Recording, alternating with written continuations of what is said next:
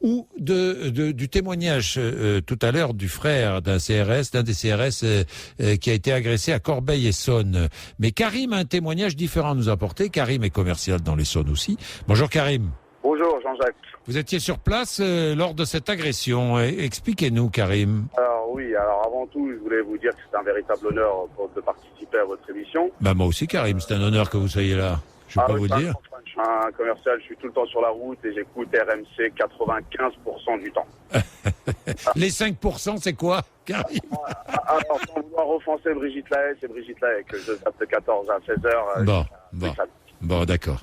Alors, Karim, vous êtes sur la route, vous écoutez RMC. Vous avez entendu tout à l'heure le témoignage de Sébastien, le frère de l'un des CRS agressé à Corbeil. Que dites-vous, Karim, vous? Alors, voilà, tout simplement, c'est pas, Jean-Jacques, c'est pas vous que je vais l'apprendre, c'est pas la première fois qu'il se passe lors des chauffourées au Tarteret. Vous avez souvent l'occasion, 5 fois dans l'année, on va dire, de les mentionner. Oui. Ce qui me dérange vraiment, moi, aujourd'hui, c'est que à chaque fois, on entend tout le temps la même version.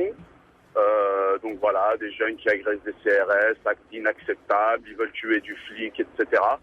Je veux juste préciser que moi, je n'ai aucun intérêt à mentir et je me fous complètement de mon quartier, donc j'ai aucun idéal d'attache ou de représentation. Oui.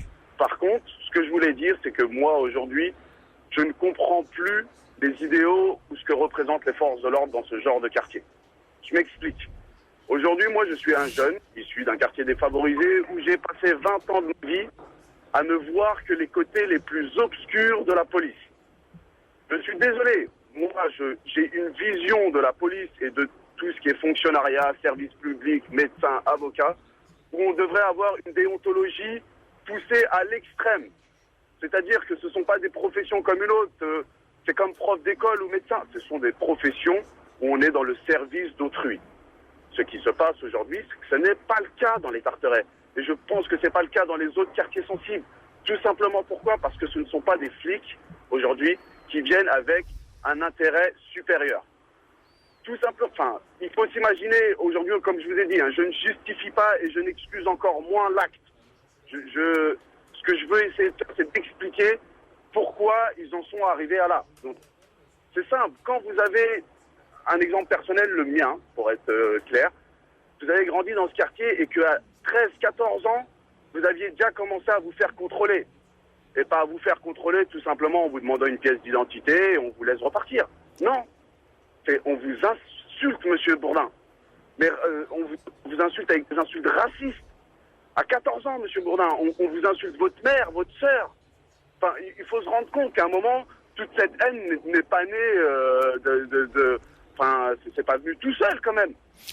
Mais Karim, il y a la haine, et puis il y a aussi, pour certains, je dis bien pour certains, la préservation d'un carré dans lequel tous les trafics peuvent être organisés aussi, Karim. Je suis d'accord avec vous, monsieur Bourdin. Mais ce qu'il faut vraiment prendre en compte, c'est que la principale cause aujourd'hui de tous ces faits est nourrie par eux-mêmes, monsieur Bourdin. C'est ça qui est dommage, c'est qu'elle est nourrie par eux-mêmes. Je vous assure que pas plus tard qu'avant-hier, avant les faits, ils étaient venus encore au Tarteret. Mais de toute façon, ils sont tous les jours au Tarteret, monsieur Bourdin. Dites-vous que ça fait bientôt 2 ou 3 ans depuis l'installation d'une nouvelle unité là au Tarteret qu'ils passent exactement tous les jours, monsieur Bourdin. 1 ou 2 fois par jour. Mais ils ne passent pas en patrouille véhiculée, ils font un tour. Vous avez, monsieur Bourdin, 20 CRS ou de leur unité spéciale qui marchent à pied. Faut vous rendre compte de l'effet que ça fait au quotidien. Vous avez l'impression parfois d'être à Fallujah, mais c'est incroyable ce qui s'y passe. Et je vous assure, monsieur Bourdin, comme je te dis, je n'ai aucun intérêt à mentir. Je m'en fous complètement de ce quartier. C'est que vous les avez et qui vous insultent à 10-15 mètres. Rentrez chez vous, bonne de sale bougnoule. Il faut s'imaginer à un moment comment vous voulez pas que des mômes de 16, 14, 20 ans ne réagissent pas. Ils sont dans leur quartier, comme vous dites, dans leur espace. Et vous avez des cow-boys, parce que c'est littéralement des cow-boys. Et attention, je ne dis pas que tous les flics sont mauvais, etc. Ça fait bien longtemps que je suis arrivé à la réflexion qu'on ne peut pas mettre tout le monde dans le même sac. Qu'on soit très bien très, très clair sur ce point. Sauf que, monsieur Bourdin, je vous assure que ce qui se passe dans ce genre de quartier n'est pas normal. Bien. Merci, Karim. Voilà. Je vous remercie beaucoup, monsieur Bourdin, car j'avais voulu participer déjà à plusieurs plusieurs de vos émissions sur ces faits-là et c'est la première fois Vous que voyez qu'on y arrive. et je suis très content. Merci Karim, bonne journée.